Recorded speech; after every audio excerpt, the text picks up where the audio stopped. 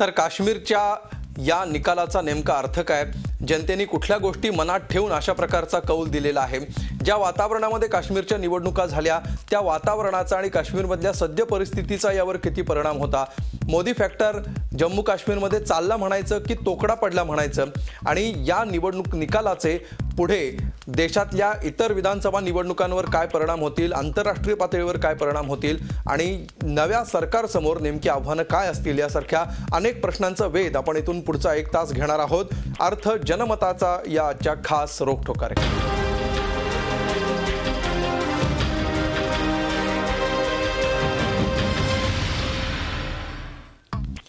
आणि या विषयावर चर्चा करण्यासाठी आपल्यासोबत आमच्या पुण्याच्या स्टुडिओतून आहे ज्येष्ठ राजकीय विश्लेषक अरविंद गोखले, त्याचबरोबर पुण्यातूनच सरहद्द संस्थेचे अध्यक्ष संजय नहार सुद्धा या चर्चेमध्ये सहभागी होत आहेत.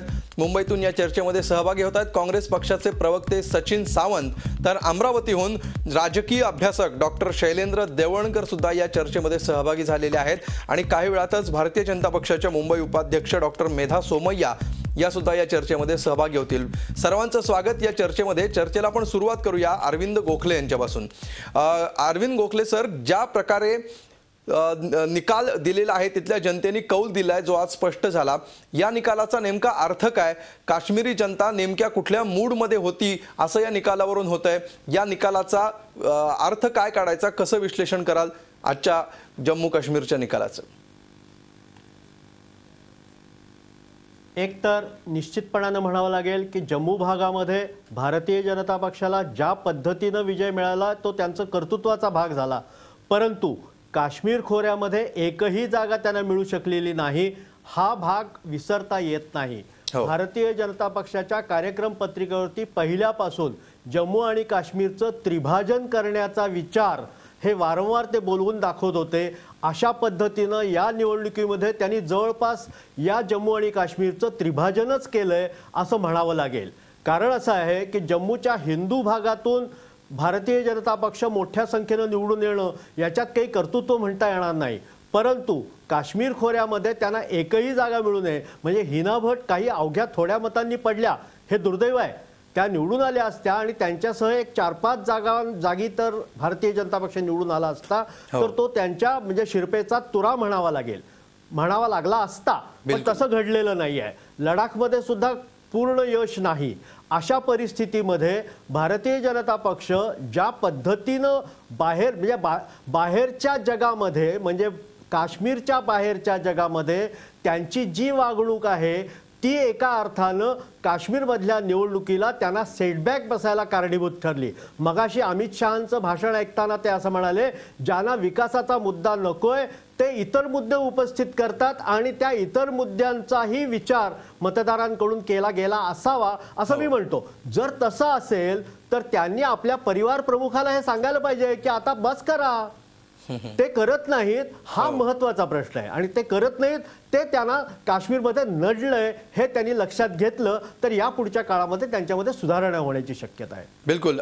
संजय नहार, तुम्ही या निकालाकडे कसे बघता? कारण ज्या पार्श्वभूमीवर या निवडणुका झालेल्या होत्या, लोकसभा निवडणुका होऊन अवघे काही महिने झालेले होते, मोदी फॅक्टरची चर्चा अजूनही संपूर्ण देशभर आहे. त्यात नरेंद्र मोदींनी पंतप्रधान झाल्यानंतर पहिली दिवाळी आपली काश्मीरमध्ये साजरी केलेली होती.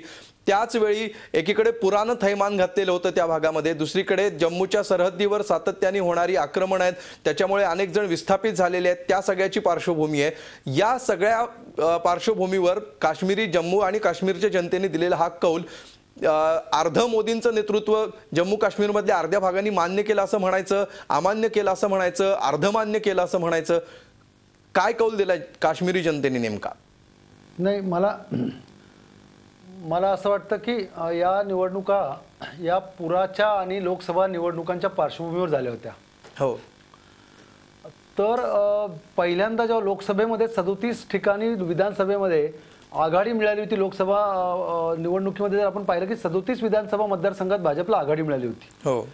आणि त्याच्यामध्ये मग संघ परिवार किंवा यांना सर्वांना असं वाटलं की अजून जास्त प्रयत्न केले तर आपण मिशन 44 यशस्वी करू शकतो. त्यानंतर खूप मोठ्या प्रमाणात काम केलं गेलं. काश्मीर खोऱ्यामध्ये शिया, सुन्नी, अहमदी, बकरवाल, कुलफकीर अशा बारीक बारीक जाती, घराण्यांमधले अंतर्गत वैर, लोकल पॉलिटिक्स या सर्वांचा अभ्यास करून त्यांनी मिशन 44चं काम सुरू केलं. पण नंतर असं लक्षात आलं की काश्मीरचा प्रश्न हा वरकरणी जितका साधा वाटतो तेवढा साधा नाहीये, याची अनेक आंतरराष्ट्रीय परिमाणं आहेत. बिलकुल. त्यामुळं ती काळजी घेताना व्हॅलीला आयसोलेट करून आपल्याला या देशामध्ये काश्मीरचा प्रश्न अशा प्रकारे हाताळता येणार नाही. आणि मग मोदींनी दिवाळी असताना सुद्धा पहिल्यांदा पोलरायझेशन झालं ते हिंदू जम्मूमध्ये, शिया आणि बौद्धिस्ट बुद्ध लोक कारगिलमध्ये आणि मुस्लिम लोक व्हॅलीमध्ये. पण जेव्हा मोदींच्या असं लक्षात आलं की हे आपल्याला जर राज्य करायचं असेल भारतात आणि आंतरराष्ट्रीय प्रतिमा जपायची असेल तर आपल्याला जोडणारी सुद्धा काही गोष्टी कराव्या लागतील. आणि दिवाळीला त्यांनी जाऊन काश्मीर खोऱ्यात राहायचा निर्णय घेतला. हो. त्याचा उलटा परिणाम जम्मूमध्ये असा झाला की जम्मूतले लोक सांगू लागले की आम्ही हिंदू म्हणून तुमच्याकडे पाहिलं, हिंदू मुख्यमंत्री देणार, हिंदूंचं राज्य येणार या खोऱ्यात, म्हणून आम्ही तुमच्याबरोबर आलो. आणि दिवाळीच्या दिवशी ती दिवाळी जम्मूमधल्या लोकांच्या बरोबर करण्याच्या ऐवजी तुम्ही आता काश्मीर खोऱ्यात जाऊन करता आहात. म्हणजे इतर सर्व पक्ष करतात तेच तुम्ही करता आहात. त्याचा काही प्रमाणामध्ये जम्मूमध्ये त्यांना सेटबॅक मिळायला सुरुवात झाली. याचा निकाल म्हणजे या आजचे जे निकाल आहेत या सर्व गोष्टींचा एकत्रित परिणाम आहे ते म्हणजे काश्मीर खोऱ्यातल्या जनतेने मोठ्या प्रमाणात मतदान करताना देशाला हे दाखवून दिलंय की आम्हाला देशाबरोबर राहायचंय. त्याच वेळी भाजपला एकही सीट निवडून आली नाही. याचा अर्थ असा आहे की आमची काश्मीरियत जी आहे, आमची जी ओळख आहे, तो सुद्धा मुद्दा महत्त्वाचा असणार आहे. म्हणजे आमची ओळख कायम ठेवून या देशाशी जोडलं जायचं असेल तर आम्हाला जोडलं जायचंय. असा या काश्मीरच्या खोऱ्यातल्या भाजपला मतदान झालंय, म्हणजे ते आधीपेक्षा वाढलेलं आहे. पण निकालाचा असा अर्थ आहे की काश्मीरियतशी तुम्ही खेळू नका, तिला ॲक्सेप्ट करा, तिला सहभागी करा. आणि मग आत्ता जसं आपण दाखवलं की महबूबा मुफ्ती किंवा या सर्वांनी गव्हर्नन्सचे मुद्दे मांडायला सुरुवात केलेली आहे. मला असं वाटतं की या सगळ्या पार्श्वभूमीवर PDP आणि भारतीय जनता पक्ष यांची युती होणं हे देशाच्या दृष्टीने फायद्याचं आहे. बिलकुल. या मुद्द्यावर आपण येऊयाच. या मुद्द्यावर आपण येऊया संजय नहार. याच्याविषयी आपण काय काय समीकरणं जुळू शकतात याविषयी आपण बोलणार आहोतच. सचिन सावंत, ज्या प्रकारे सातत्याने जेव्हापासून नरेंद्र मोदींचं पंतप्रधान पदाचे उमेदवार म्हणून नाव घोषित झालं त्यानंतरच्या निवडणुकांची जर आपण सरासरी बघितली तर भाजपचा फॉर्म दिवसेंदिवस वाढताना दिसतो आहे. काँग्रेसचा बॅड पॅच संपत नाही असं दिसतंय. तुम्हाला काय वाटतंय यानंतर पुन्हा एकदा राहुल गांधींचं नेतृत्व अपयशी ठरतंय हे या निकालानंतर तरी आता काँग्रेस मान्य करतंय का? निश्चितच नाही. याचं कारण असं की या दोन राज्यांमध्ये काँग्रेस कधीही प्रमुख भूमिकेमध्ये नव्हती, नेहमी सपोर्टिव्ह भूमिकेमध्ये त्या ठिकाणी राहिलेली आहे. तुम्हाला झारखंडच्या विषयावर जर पाहायचं झालं तर गेल्या 14 वर्षामध्ये जवळपास जास्त 9 वेळा तर ह्यांचा 9 वर्ष यांचं मुख्यमंत्रीपद होतं किंवा सपोर्टेड भारतीय जनता पक्षाचं होतं.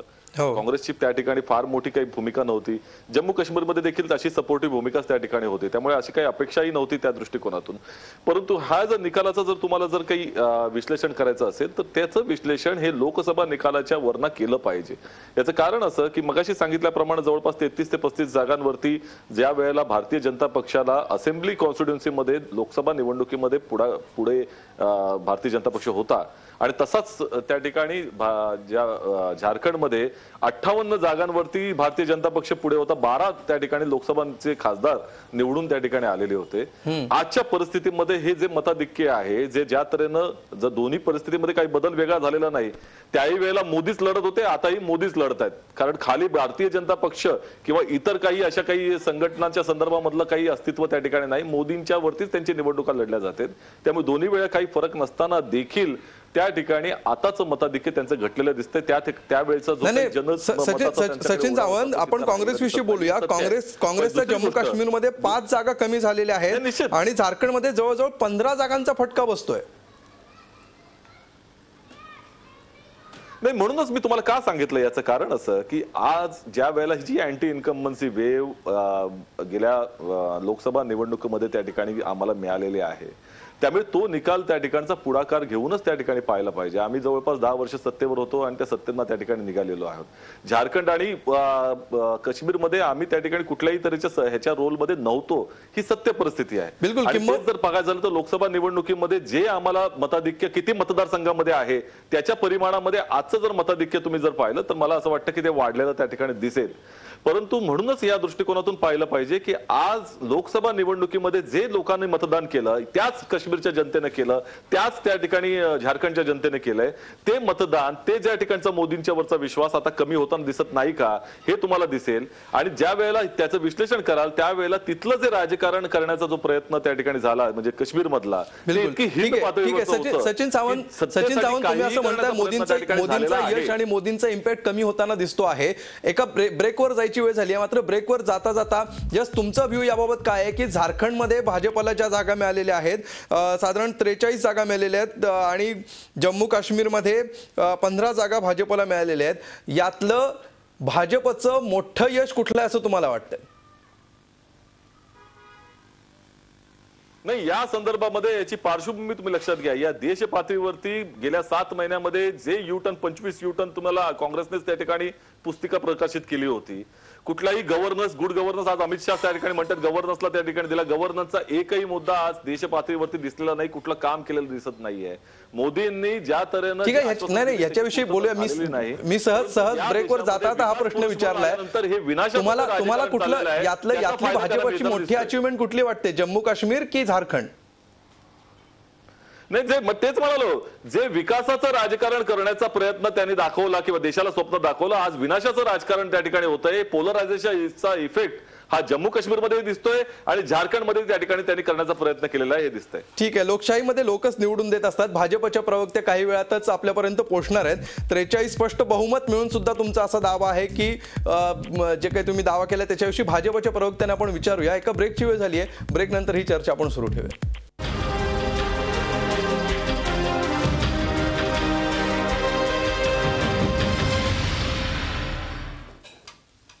अर्थ जनमताचा या रोखठोक कार्यक्रमामध्ये आपण चर्चा करतो आहोत. काश्मीरी जनतेने आज जो कौल दिला त्याचा नेमका अर्थ काय, त्याचे कशाचे पडसाद त्याच्यामध्ये उमटले आणि भविष्यात त्याचे काय परिणाम होऊ शकतात, या चर्चेमध्ये आता भारतीय जनता पक्षाच्या मुंबई उपाध्यक्षा डॉक्टर मेधा सोमय्या सहभागी झालेले आहेत. मेधाजी, स्वागत तुमचं या चर्चेमध्ये. ब्रेकवर जाण्यापूर्वी जो प्रश्न मी काँग्रेसच्या प्रवक्त्यांना विचारला होता तोच मी तुम्हाला विचारतो. जम्मू काश्मीर आणि झारखंड यापैकी भाजपचं मोठं यश कुठलं आहे असं तुम्ही मानता? भाजपचं मोठं यश कमी आणि जास्त असं जर का आपण तुलनात्मक बघायला गेलं तर झारखंडचं यश हे दैदिप्यमान आहेच. पण त्याहीपेक्षा मला असं वाटतं थोडंसं माझ्या बाजूने, हा माझा माझं व्यक्तिगत मत आहे की माझ्या दृष्टिकोनातून काश्मीर खोऱ्यामध्ये जे भारतीय जनता पार्टीला लोकांचं मिळालेलं समर्थन आहे ते जास्त महत्त्वाचं आहे. देशाच्या राजकारणाच्या दृष्टीने, देशाच्या सुरक्षिततेच्या दृष्टीने आणि लोकशाहीच्या संरक्षणाच्या दृष्टीने मला असं वाटतं की काश्मीर खोऱ्यामधलं जे मतदान ज्या लोकांनी भारतीय जनता पार्टीला केलं, तो जो विश्वास त्यांनी दिला तो माझ्या माहितीप्रमाणे किंवा माझ्या कल्पनेप्रमाणे हा जास्ती महत्त्वाचा आहे. तिथून एकही जागा निवडून न येता त्याचं कारण असं आहे की तिथे पूर्वी 8 वर्षापूर्वी किंवा अगदी मी म्हणते की ज्या वेळेला लोकसभेच्या निवडणुका झाल्या ना तेव्हा सुद्धा तिथे उभं राहायला उमेदवार मिळत नव्हते आणि अक्षरशः म्हणजे 3 आकडी संख्येमध्ये मतं मिळणं हे देखील दुरापास्त होतं. आणि भारतीय जनता एवढे पक्षाचा प्रयत्न करून सातत्याने नरेंद्र मोदींनी एवढं काश्मीर खोऱ्यावर कॉन्सन्ट्रेट करून सुद्धा तुम्हाला केवळ वोट शेअरवरच का समाधान मानावं लागतं? हा तेच मी सांगत होते की ह्याचं कारण असं आहे की आधी काहीच नव्हतं, आपण शून्यातून उभं केलेलं आहे सगळं विश्व आणि तिथलं जे राजकारण आहे त्या राजकारणाचं गणित हे परत मला असं वाटतं. मी तिथे 1 महिनाभर होते श्रीनगरमध्ये, स्वतः राहिलेली. मी स्वतः गावागावामध्ये जाऊन भारतीय जनता पार्टीचा प्रचार केला आणि तिथे माझं असं लक्षात आलं की जसं आपण एखाद्या वस्तूकडे बघतो किंवा एखाद्या गोष्टीकडे बघतो, एखाद्या मुद्द्याकडे बघतो, एखाद्या माणसाकडे बघतो, एखाद्या नवीन गोष्टीकडे बघतो, तसं त्या दृष्टिकोनातून तिथली लोक भारतीय जनता पार्टीकडे बघत होती. कारण की त्यांच्या कल्पनेतली भारतीय जनता पार्टी आणि त्यांना प्रत्यक्षात दिसत असलेली भारतीय जनता पार्टी ह्याच्यामध्ये खूप फरक होता. त्यांच्या मनावर आतापर्यंत इतके विचित्र प्रकारचे भारतीय जनता पार्टीचे हे झालेले होते, म्हणजे त्यांच्यावरती आघात झालेले होते आणि आताची जी माणसं त्यांना भारतीय जनता पार्टीची दिसत होती, जे चेहरे दिसत होते, जे काम दिसत होतं त्याच्यामध्ये निश्चितपणे त्यांना असं वाटतंय की त्यांनी विश्वास ठेवावा आणि म्हणून ठीक आहे, तिथे म्हणजे- 1% पण मतदान होत नव्हतं, मतं मिळत नव्हती. म्हणजे जम्मू काश्मीर मधल्या मुस्लिमांनी मोदींचं नेतृत्व स्वीकारलंय असं तुम्हाला म्हणायचंय? निश्चितपणे स्वीकारलंय. अजूनपर्यंत ते मतांच्या गणितामध्ये म्हणजे अरेथमॅटिकली ते जरी शक्य आपल्याला दिसत नसलं तरी सुद्धा पर्सेंटेज ऑफ वोटिंगमध्ये ते निश्चितपणे दिसतं आहे आपल्याला. आणि मला असं वाटतं की त्यांनी आत्ता सध्या इझिली गोईंग आणि म्हणून त्यांनी ॲक्च्युली तिथलं वोटिंगचं जे भाग होता ना ते मोदींना मानतायत, परंतु त्याच्याही पेक्षा जास्त त्यांचं असं मत होतं की त्यांचा जो त्यांनी निवडून दिलेला जो उमेदवार होता ना त्याच्याबद्दल त्यांना खूप राग होता. अच्छा, म्हणजे पीडीपी होतं तर तिथे एनसी निवडून आले आणि जिथे एनसीचे उमेदवार होते तिथे बिलकुल, म्हणजे नकारात्मकतेच्या भावनेतून हे मतदान झालं, त्यामुळे असं झालं असं तुमचं म्हणणं आहे. डॉक्टर शैलेंद्र देवळणकर सुद्धा आपल्या सोबत आहेत. शैलेंद्रजी, ज्या प्रकारे जम्मू काश्मीर हे राज्य भारताच्या संपूर्ण इतिहासात जागतिक राजकारणात अत्यंत महत्त्वाचं आहे असं हे ठिकाण आहे. आज जम्मू काश्मीरचा निकाल आले, झारखंडचे निकाल आले. जागतिक परिस्थिती, आंतरराष्ट्रीय परिस्थितीचा विचार केला तर या निकालांचे काय परिणाम होऊ शकतात असं तुम्हाला वाटतं? अमोल, निश्चितच या निवडणुकीकडे आपल्याला केवळ राष्ट्रीय दृष्टिकोनातून पाहून चालणार नाही, तर याच्याकडे आपल्याला आंतरराष्ट्रीय दृष्टिकोनातून पाहावं लागणार आहे. एक दुसरं म्हणजे केवळ राजकीय नाही तर आर्थिक दृष्टिकोनातून देखील आपल्याला या निवडणुकांकडे पाहावं लागणार आहे. या निवडणुकीमधनं आपल्याला एक महत्वाची बाब पुढे आली, म्हणजे एक फार महत्वपूर्ण ऐतिहासिक असं डेमोक्रॅटिक ट्रान्झिशन घडून आलेलं आहे आणि आपण एक स्पष्ट संदेश हा संपूर्ण जगाला आणि विशेषतः पाकिस्तानला दिलेला आहे की काश्मीरमध्ये शांतता आहे, राजकीय स्थैर्य आहे आणि काश्मीरची जनता ही विचारसरणीपेक्षा विकासाच्या मुद्द्यांना ही अग्रक्रम देणारी आहे. आणि त्यामुळे आपल्याला हे लक्षात घेणं गरजेचं आहे की या निवडणुकीच्या 2 ते 3 महिने पूर्वीपासून आपण असं बघत होतो की पाकिस्तानकडनं सातत्याने 2 महिने ही एलओसी वरती आणि इंटरनॅशनल बॉर्डरवरती देखील फायरिंग ही सातत्याने चाललेली होती. या निवडणुका डिस्टर्ब करण्याचे प्रयत्न चाललेले होते. अनेकदा टेररिस्ट लोकांचं क्रॉस बॉर्डर करून आपल्याकडे येणं आणि व्हायलन्स देखील आपण आता बघितलं. 15 दिवसापूर्वी देखील एक अतिशय महत्वाचा मोठ्या प्रमाणाचा व्हायलन्स, टेररिस्ट व्हायलन्स हा घडून आलेला होता. आणि याचबरोबर हा मुद्दा पाकिस्तानकडनं युनायटेड नेशन्स मध्ये मांडला गेला होता, ब्रिटिश पार्लमेंटमध्ये हा मुद्दा मांडला गेलेला होता की इथं मानवाधिकारांचं उल्लंघन होतं, इथं स्थैर्य नाहीये.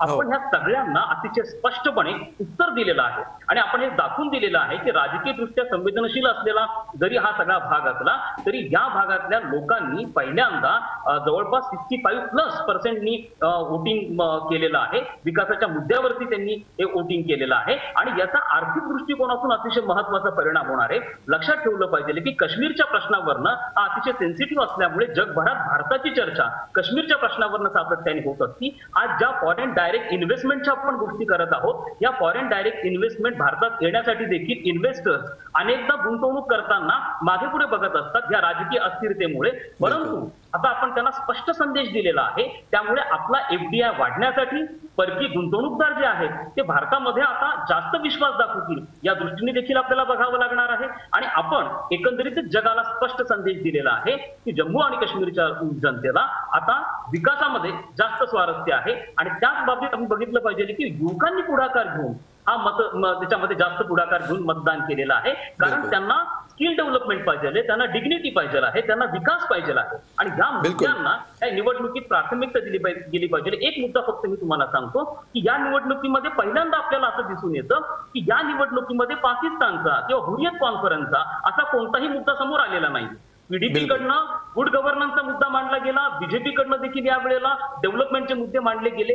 गव्हर्नन्स, डेव्हलपमेंट आणि करप्शन फ्री ऍडमिनिस्ट्रेशन हे मुद्दे ह्या निवडणुकीत महत्वाचे राहिले. याचं हे ऐतिहासिक यश आहे असं मला वाटतं. बिलकुल. संजय नहारजी, या निकालानंतर आता कुणाचं सरकार येईल याविषयी आपण बोलूयाच, मात्र अशा प्रकारे काश्मीरमध्ये जो सत्ता पालट होतो आहे एवढ्या वर्षांनंतर, त्याबद्दल पाकिस्तानची काय प्रतिक्रिया असू शकेल, तिथल्या सरकारची आणि लष्कराचीही? नाही, एकतर पाकिस्तान स्वतःच्या प्रश्नांमध्ये इतका बेजार झालेला आहे की त्यांना कुठल्या तरी प्रकारे काश्मीरमध्ये काही जर तोडगा निघाला किंवा काही मार्ग निघाला तर हवाच आहे, पण ते करण्यासाठी आधी आपण दबाव तंत्र वापरायचं, हिंसाचाराच्या घटना करायच्या आणि मग आपला से त्याच्यात राहिला पाहिजे असा प्रयत्न करायचा, असा पाकिस्तानचा नेहमी प्रयत्न असतो.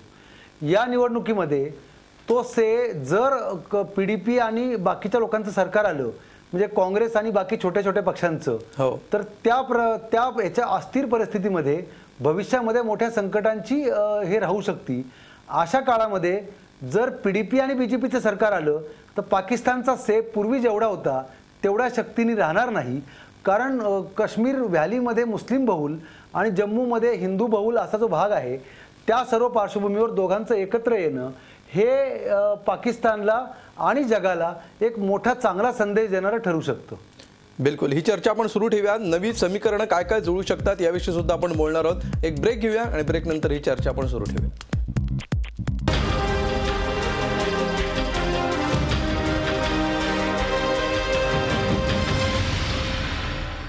काश्मीरमधल्या जनमताचा नेमका अर्थ काय आहे हे शोधायचा आपण प्रयत्न करतो आहोत. अरविंद गोखले, जर आपण जम्मू काश्मीरमधली परिस्थिती बघितली तर PDP 28, भाजप 25, नॅशनल कॉन्फरन्स 15 आणि काँग्रेस 12 असं सध्याचं चित्र आहे.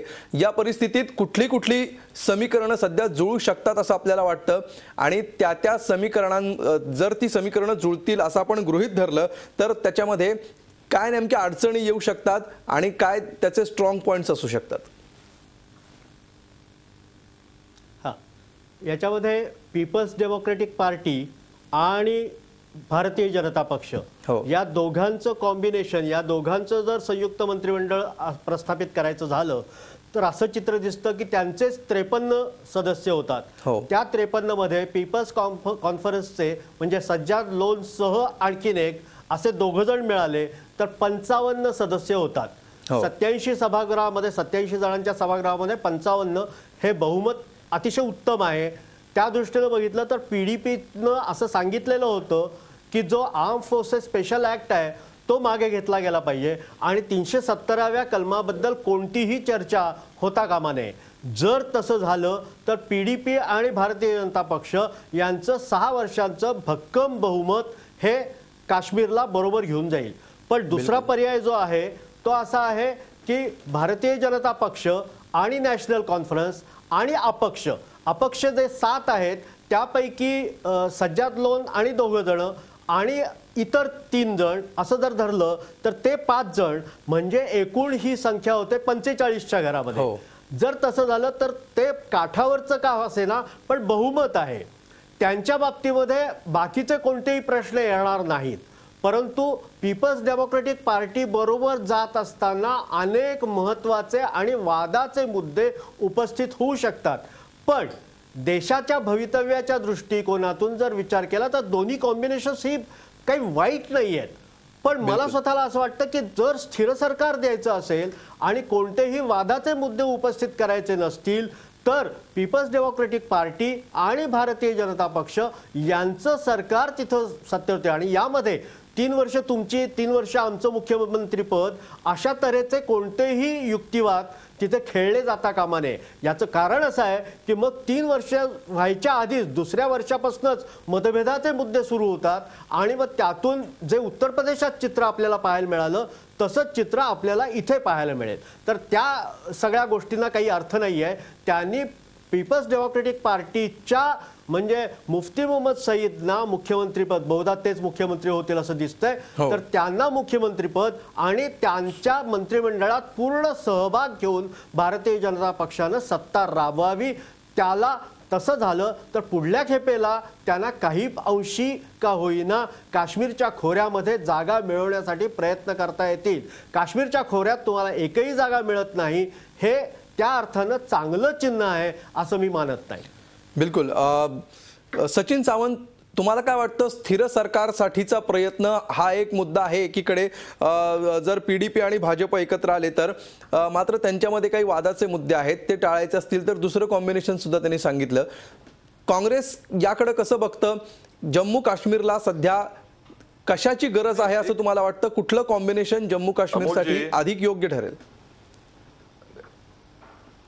नाही, अमोलजी, एक लक्षात घेतलं पाहिजे, या काळामधलं जे भारतीय जनता पक्षाचं राजकारण तुम्ही जर विचारात घेतलं तर तुम्हाला याच्या संदर्भामध्ये जास्त प्रकाश टाकता येईल. पहिली गोष्ट अशी की त्या ठिकाणी ज्या वेळेला जम्मूच्या संदर्भामध्ये त्यांनी एक वेगळी भूमिका मांडली, काश्मीरी पंडितांचा सातत्यानं प्रश्न त्यांनी उपस्थित करण्याचा प्रयत्न केला होता या अगोदरच्या काळामध्ये. हो. यावेळेला काश्मीरी पंडितांचा विषय त्यांनी टाळला आणि मिशन 44 हे करण्याचा प्रयत्न त्या ठिकाणी केला.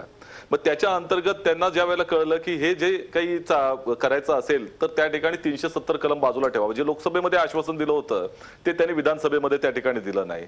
आणि मग नंतर त्याच्याही पुढे जाऊन त्यांना कळलं की ज्या वेळेला हा काश्मीरियतचा मुद्दा आहे किंवा हे सगळे मुद्द्यांनी काही फळ मिळणार नाही, त्यावेळेला अत्यंत हीन पातळीवरती जाऊन त्यांनी जे काही फुटीरवादी गट आहेत त्यांच्याशी संधान बांधण्याचा प्रयत्न केला.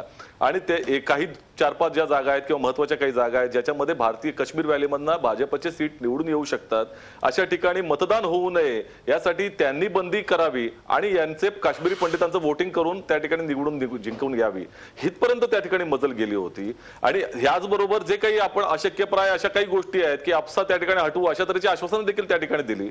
परंतु या वेळेला हे जे सत्य आहे, मगाशी मेधा सोमय्या म्हणाल्या आमचं वोटिंग पर्सेंटेज वाढलंय वगैरे अशा संदर्भामध्ये, खरं चित्र हे आहे की एक उमेदवार सोडून बाकीच्या सगळ्यांचं डिपॉझिट त्या ठिकाणी जप्त झालंय. कारण भारतीय जनता पक्षाच्या विरोधामध्ये, मोदींच्या विरोधामध्ये प्रचंड प्रमाणामध्ये मतदान त्या ठिकाणी झालं आणि ज्याचा खऱ्या अर्थानं जर बघायला गेलं तर लाभ जो आहे तो नॅशनल कॉन्फरन्सला देखील मिळालेला दिसतोय. कारण नॅशनल कॉन्फरन्स ही जर त्याच्या संदर्भामध्ये जर त्या अँटी इन्कम्बन्सी बघितली किंवा त्या ज्या वेळेला लोकसभा निवडणुकीमध्ये फक्त 3 का 4 जागांवरती बिलकुल. पण सचिन सावंत 15 जागांपर्यंत सध्या ज्या ज्या शक्यता व्यक्त होत आहेत त्याच्यामध्ये कुठलंही कॉम्बिनेशन झालं तरी भाजप सरकारमध्ये असेल असंच दिसतंय. नाही, एकच सेकंद. नाही अमोलजी, एकच सेकंद. या वेळेला पीडीपीनं जे सांगितलं, लोकांना दाखवलं की 370 कलमाच्या विरोधामध्ये मतदान आम्ही मागत आहोत किंवा युनिफॉर्म सिव्हिल कोडच्या विरोधामध्ये आम्ही मतदान मागत आहोत, काश्मीरसाठी मतदान मागत आहोत, म्हणजे अँटी बीजेपी मतदान त्या ठिकाणी मागत आहोत. आता कोणत्या तोंडानं भारतीय जनता पक्षाच्या बरोबर जाणार हा एक मूलभूत प्रश्न पीडीपीला सोडवावा लागेल. आणि मला असं वाटतं की त्या ठिकाणी काँग्रेस पक्षाची भूमिका स्पष्ट आहे की कम्युनल फोर्सेसना सत्तेमध्ये न ठेवण्याकरता आमचा पाठिंबा पीडीपीला असू शकतो, जर तो पीडीपीच्या हातात आहे कशा तऱ्हेने त्यांनी घ्यावा. बिलकुल. मेधाजी, तुमची रिएक्शन यावर? मला असं वाटतं की सचिन सावंत म्हणाले त्याच्यामधल्या अनेक गोष्टी मला खोडून काढायच्या आहेत खरं तर, परंतु तो आता मुद्दा नाही आहे. आपला जो मुद्दा आहे ते कोणते कॉम्बिनेशन योग्य ठरू शकतील. आज सकाळपासून मला जे सारखे फोन येत आहेत काश्मीरमधल्या जनतेचे किंवा तिथल्या मुलांचे, लोकांचे वगैरे, ते म्हणत आहेत की मॅडम काही पण करा पण तुम्ही आमच्यासाठी काहीतरी चांगलं होईल असं बघा, म्हणजे विकासाचं राजकारण करा. आता मेहबूबा मुफ्तीचा पण मी इंटरव्ह्यू बघितला, सज्जाद लोनचा बघितला, या ओमर अब्दुल्लांचा बघितला, तर त्याच्यामध्ये त्यांच्या ह्याच्यामध्ये कुठेही आज सुद्धा हे 370चं कलम किंवा कशा प्रकारे बीजेपीचं धर्म कारण वगैरे हे जे मुद्दे तुम्ही आज मानताय त्याचा कुठेही लवलेश नाहीये. त्यांचा मुद्दा हाच आहे की विकासाचं राजकारण कसं करायचं. भाजपचा नॅचरल अलायन्स कोण आहे सध्याच्या? नॅचरल अलायन्स कोणीच नाही, सज्जाद लोन वगळता. त्यातल्या त्यात जवळचा अलायन्स कोण? असं कोणी नाही, कारण की आमच्याकडे तो पर्यायच नाहीये. जो काही निवडायचा पर्याय आहे, निवडीचा पर्याय आता कोणाकडे आहे? पीडीपीकडे. मग त्यांनी कोणाला निवडायचं हा त्यांचा प्रश्न आहे. आता त्याच्यानंतर एकदा त्यांनी जर का बॉल फेकायला सुरुवात केल्यानंतर ते सगळे चाचपणी करतील. आमचे अध्यक्ष म्हणतात आम्ही सगळ्यासाठी ओपन आहोत, त्यामुळे त्याच्यामध्ये त्यांनी कोणाला बॉल कोणत्या अँगलनी मारायचा. नाही, आम्ही सगळ्यासाठी ओपन आहोत हाच तर काँग्रेसचा मुद्दा आहे. 370 कलमाचा तुम्ही लोकसभेसाठी वेगळी आश्वासनं दिली, तिथल्या विधानसभेसाठी वेगळी आश्वासनं दिली. विधानसभेमध्ये 370 हा मुद्दाच नव्हता. का नाही तो मुद्दा? जर लोकसभेत होता तर तो विधानसभेमध्ये का नाही आणला भाजपने? सोयीस्करपणे तो झाकून का ठेवला? नाही, कारण त्याचं कारण असं आहे की पार्लमेंट किंवा लोकसभेचं इलेक्शन होतं, त्याची हे वेगळी होती, मुद्देच वेगळे होते, त्याचे मुद्दे वेगळे होते, ते राष्ट्रीय एकात्मतेशी निगडीत होते. आणि आताचा जो मुद्दा होता तो काश्मीरमध्ये, पण 370 बाबतची भाजपची कुठली भूमिका स्पष्ट? भारतीय जनता पक्षाचा भंपकपणा त्या ठिकाणी दिसला. सत्तेसाठी कशा तऱ्हेने फिरू शकतो भारतीय जनता पक्ष हे त्यातनं दिसलेलं आहे. जर विधानसभेमध्ये ते सत्य त्या ठिकाणी नसेल तर लोकसभेमध्ये कशा तऱ्हेने 370 आमच्या नेत्यांनी हे स्पष्ट सांगितलेलं आहे की जनमताच्या आधाराने 370 कलमाचा मुद्दा हा सोडवता. त्यामुळे बंपकपणा वगैरे असे शब्द वापरले आणि आपण काही फार मोठं काही म्हणजे लढाई मारली असं काही होत नाही. बिलकुल सचिनजी तुमचा मुद्दा लक्षात आलेला आहे. एक मिनिट मला पूर्ण करू दे. राष्ट्रीय एकात्मता आणि संरक्षण हा जो आता आधी त्यांनी सांगितलेले जे मुद्दे होते मग ते मला वाटतं ते लोकसभेमधलं मुद्दे आश्वासन महत्वाचे पूर्ण होतं का? आहेत तुम्ही आणि सांगा. त्याच्यासाठी काँग्रेसने आम्ही 370 काँग्रेसने म्हणा आश्वासन दिलं. एनसीपीने म्हणा किंवा त्याच्या पीडीपीने माफी म्हणा मागतो. हे म्हणजे काय बिलकुल फक्त चीप राजकारण करू ठीक आहे नये ठीक आहे असं मला वाटतं. ब्रेकवर जाण्यापूर्वी मला फक्त मेधाजी एका प्रश्नाचं उत्तर द्या. सचिनजी एक मिनिट, मला फक्त ब्रेकवर जाता एका प्रश्नाचं उत्तर द्या. तुम्ही जरी तुमचं पीडीपी बरोबर अलायन्स झाला किंवा दुसरा जो ऑप्शन नॅशनल कॉन्फरन्स आणि अपक्षांबरोबर जाण्याचा आहे, कुठल्याही प्रकारचा अलायन्स झाला तरी सुद्धा त्यांच्याशी बोलणी करताना 370 हा निर्णायक घटक असणार की नाही भाजपचा? मला त्याच्याबद्दल काहीच बोलता येत नाही. त्याचं कारण असं आहे की कोणते मुद्दे असणार आणि कोणते मुद्दे नसणार हे भारतीय जनता पार्टी ठरवण्याच्या आधीच पीडीपी ठरवणार आहे. हे मोदी ठरवतात. आणि दुसरी गोष्ट म्हणजे पार्लमेंटरी बोर्डामध्ये ठीक आहे, म्हणजे हा मुद्दा असेलच असं नाही, या मुद्द्यावरून युती तुटू किंवा बिघडू शकते असं समजायचं काही कारण नाही. मुद्दाच नाहीये. ठीक आहे, हा मुद्दाच नाही असं तुम्ही म्हणताय. पुन्हा एका ब्रेकची वेळ झाली आहे. ब्रेक नंतर आपण बोलणार आहोत की ज्या कुठल्या अलायन्सचं सरकार येईल त्याच्या समोर आता नेमकी आव्हानं काय असणार आहेत सध्याच्या परिस्थितीत आणि ती आव्हानं पेलण्यासाठी काय करावं लागेल याविषयी आपण चर्चा करूया एका ब्रेक नंतर.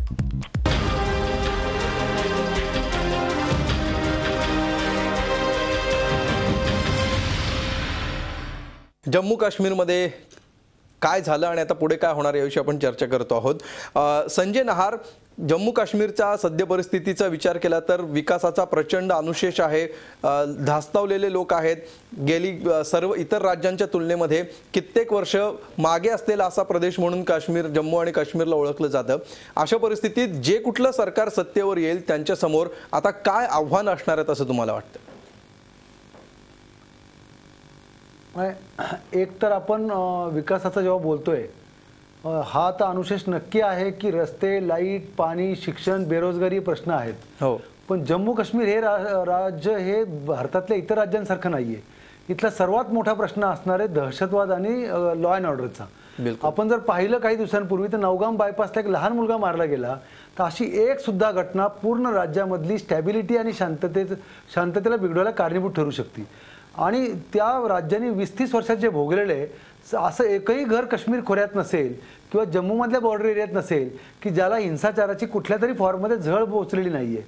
मला असं वाटतं सगळ्यात मोठं आव्हान असेल एका बाजूला विकास करणं, लोकांना दहशतवादापासून दूर ठेवणं, लॉ अँड ऑर्डरचा प्रश्न पोलिसांचा असेल, लष्कराचा असेल किंवा आर्म फोर्सेसचा असेल. बिलकुल आपल्याला एक लक्षात घ्यावं लागेल, ॲप्सपा हा जो कायदा आहे किंवा तिथल्या लोकांचे पोलिसांचे आणि सुरक्षा दलांच्या लोकांशी असलेले संबंध, जर पीडीपी आली तर सगळ्यात मोठ्या 2 गोष्टी त्यांना पाळाव्या लागतील. एक म्हणजे अमेरिका जेव्हा देवळानकर सर बसलेले तेही सांगतील की अमेरिका जेव्हा अफगाणिस्तानमधून निघून जाईल तेव्हा सगळ्यात मोठी किंमत जरी पाकिस्तानला मोजावी लागली तरी त्याचे छोटेसे झटके जरी भारताला पाहावे लागले तर छोटेसे झटके सुद्धा भारताची सर्व अर्थव्यवस्था कोलमडून टाकण्याची क्षमता आहे त्याच्यामध्ये. बिलकुल. त्या पार्श्वभूमीवर एखादा फिदाईन अटॅक झाला तर लोकांचा पाठिंबा नसणार आहे.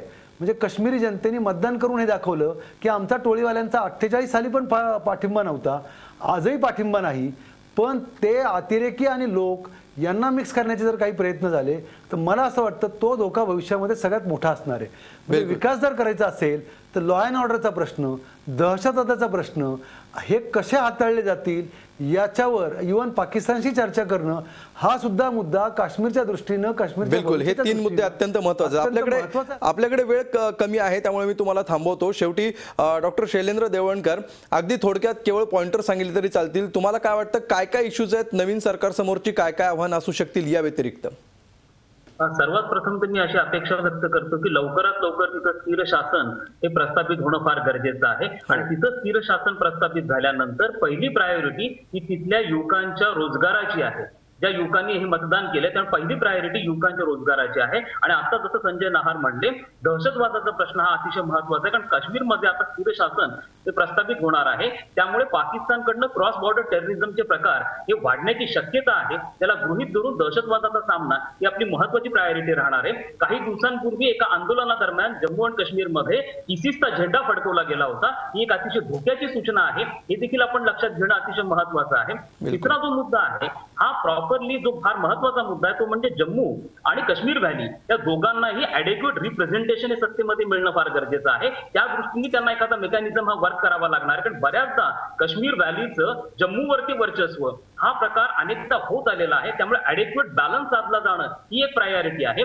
त्याचबरोबर ज्या ज्या जिल्ह्यांमध्ये शांतता आहे त्या त्या जिल्ह्यांमधनं आपसा आपल्याला काढून घेता येऊ शकतो का, त्या दृष्टीने विचार करणं हे फार गरजेचं आहे. त्यामुळे ह्या 3 प्रायोरिटीज आणि त्याचबरोबर संपूर्ण जम्मू काश्मीर राज्याला भारताबरोबर एक प्रकारे रोड कनेक्टिव्हिटीनी जोडणं आणि त्यांना भारताच्या बरोबर घेऊन येणं हे महत्वाचं आहे. 37,000 कोटी रुपयांच्या विकासाच्या योजना या युपीए गव्हर्नमेंटच्या काळामध्ये जम्मू काश्मीरसाठी तयार करण्यात आलेल्या होत्या. त्याच्यातल्या बऱ्याचशा योजना इम्प्लिमेंट झाल्या आहेत, काही इम्प्लिमेंट होण्याच्या मार्गावरती आहेत. या बिलकुल, सर्वांसाठी लवकरात लवकर स्थिर शासन प्रस्थापित होणं हे महत्वाचं आहे, हे असं मला वाटतं. बिलकुल, लवकरात लवकर स्थिर शासन जम्मू काश्मीरच्या जनतेला मिळावं आणि मागचा जो विकासाचा अनुशेष अनेक वर्षांचा राहिलेला आहे तो भरून निघावा आणि जम्मू काश्मीर एक विकसित आणि सुरक्षित राज्य व्हावं, अशीच आपण शेवटी प्रार्थना करूया, अपेक्षा करूया आणि शुभेच्छा देऊया.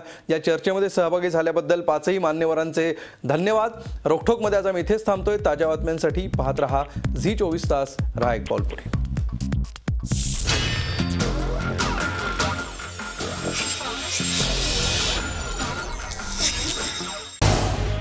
झी24 तास रहा एक पाऊल पुढे.